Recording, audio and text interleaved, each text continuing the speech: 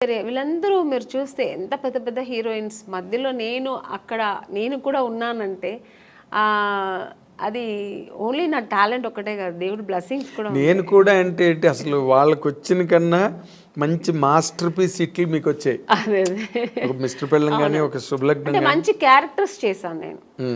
Stardom అనేది పక్కన పెడితే పెద్ద పెద్ద స్టార్స్ నేను చేయకపోయి ఉండొచ్చు, బట్ మంచి మంచి డైరెక్టర్స్, పెద్ద పెద్ద స్టార్ డైరెక్టర్స్తో చేశాను.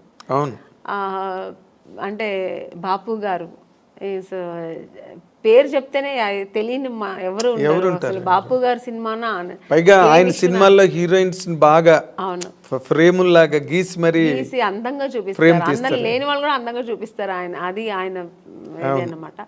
అలాగే కె విశ్వనాథ్ గారు, కె రాఘవేంద్రరావు గారు, దాసనారాయణరావు గారు, కృష్ణారెడ్డి గారు, ఇలాంటి వాళ్ళు డైరెక్టర్స్ అంతా చేసే అవకాశం, మంచి మంచి క్యారెక్టర్స్ చేసే అవకాశం, మంచి పడినాయి. అది నా గాడ్ గ్రేస్. అదే ఇందాక ఇప్పుడు మీరు ఇంతమంది హీరోయిన్ లిస్ట్లో మీకు బాగా క్లోజ్ ఫ్రెండ్స్ అని చెప్పుకునే వాళ్ళు ఎవరండి?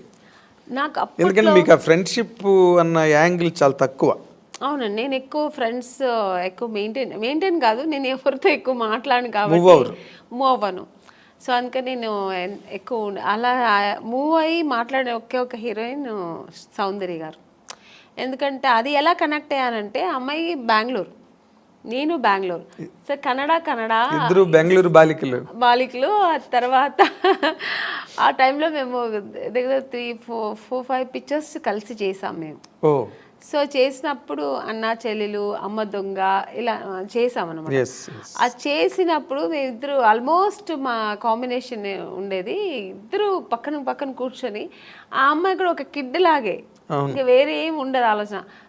మా కన్నడ సినిమా సాంగ్స్ పాడుకుని, ఆ కన్నడ మాట్లాడడం అనేది అమ్మాయికి నా మీద ఎక్కువ ప్రేమ వచ్చేసింది, నాకు ఆ అమ్మాయి మీద ప్రేమ వచ్చింది. కన్నడ సాంగ్స్ మాట్లాడడం, ఇలా కనెక్ట్ అయ్యాం అనమాట. అయ్యి అలాగా తన పర్సనల్స్ నాకు చెప్పుకోవడం, నా పర్సనల్స్ అమ్మాయికి చెప్పుకోవడం. ఆఫ్టర్ నేను మ్యారేజ్ చేసుకున్న తర్వాత వాళ్ళ అమ్మగారు ఫోన్ చేసి, ఎలా ఉన్నావు అమ్మని, ఇంత బిజీగా ఉన్నావు, ఎలా ఇంట్లో కూర్చున్నావు అనేవారు. ఆ అమ్మాయి కూడా నన్ను షూటింగ్ స్పాట్కి రమ్మని పిలిచేది.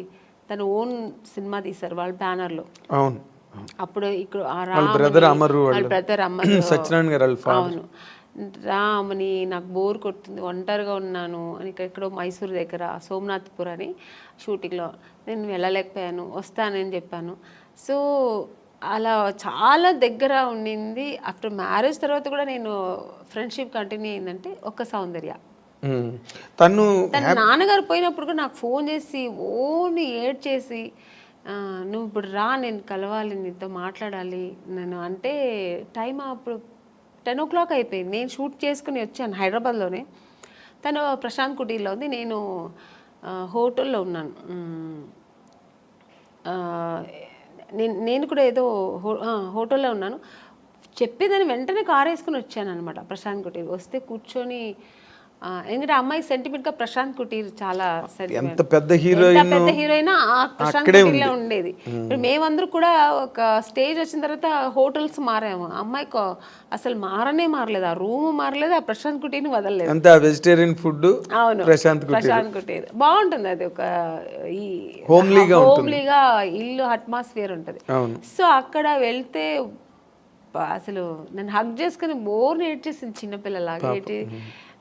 మా 4 పిల్లర్స్లో ఒక పిల్లర్ వెళ్ళిపోయారు నాన్నగారు, నేను అమ్మ ముగ్గురే ఉన్నాము. అమ్మని అని ఏడ్చి, అన్నాను ఏదున్నా ధైర్యంగా ఫేస్ చేయాలి, నువ్వు నేను తనకు ధైర్యం చెప్పింది, నేను అమ్మాయిలాగే. కానీ ఆ టైంలో అలా ఒకరికొకరు అందరు చెప్పుకొని అంత క్లోజ్ ఉండేదన్నమాట అమ్మాయి. కానీ మరి అమ్మాయి పోయింది అలాగా, అప్పుడు అసలు నేను షూట్లో ఉన్నానండి అప్పుడు కూడా. ఆ టైంలో షూట్లో ఉన్నాను నేను. చెప్తే నేను నమ్మలేదు, సౌందర్యాన్ని వేరే ఎవరైనా చెప్తున్నారు, సౌందర్య ఎలా పోతుంది, నేను ఎందుకు పోతుంది అన్నాను. అసలు నమ్మలేదు నేను. అసలు ఇలా కెమెరా పెట్టి ఇలా సౌందర్య గారు పోయారంటే ఇంక నాకు పక్కన మనుషులు ఉన్నారని ఏడ్చేసానండి. ఎవరి దగ్గర ఉంది ఆ క్లిప్పింగ్స్ తెలియదు, కానీ చూసారంటే చాలా ఘోరంగా ఉంటుంది. చిన్న పిల్లలాగా ఏడ్చేసాను నేను, నాకు మాటలు రావట్లేదు, నాకు ఒక షాక్ లాగా అయిందనమాట. ఆ అమ్మాయి పోవడం ఏంటి అసలు. ఆ తర్వాత అసలు నేను దేవుడి దగ్గర నిజంగా ఇది ట్రూ అండి, నేనైతే దేవుడి దగ్గర ఒక్కటే వేడుకున్నా, నన్ను తీసుకెళ్ళొచ్చు కదా అమ్మాయిని ఉంచేసి అనిపించింది ఆ టైంలో. అలా ఏడ్చేసాను నేను. అదే.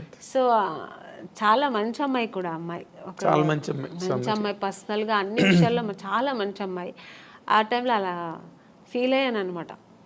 ఇప్పుడు ఆ అమ్మాయిని తలుచుకున్న రోజు ఉండదు నాకు.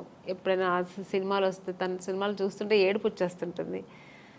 నేననే కాదండి, అందరికీ సౌందర్య అంటే చాలా ఇష్టం. చాలా ఇష్టం. ఎందుకంటే అమ్మాయి ఎప్పుడు ఎవరిని ఒక్క మాట కామెంట్ చేయడం కానీ లేకపోతే ఇంకోళ్ళని క్రిటిసైజ్ చేయడం కానీ ఏమి ఉండదండి, ఆల్మోస్ట్ మీలాగే. అవును. మీ ఇద్దరు కనుక త్రాసులు వేస్తే అలాగే మంచి మంచి క్యారెక్టర్స్ చేసింది, మంచి మంచి ఆర్టిస్ట్, ఒక అమూర్ లాంటి సినిమా చేసింది, మంచి మంచి సినిమాలు వేసింది అలా.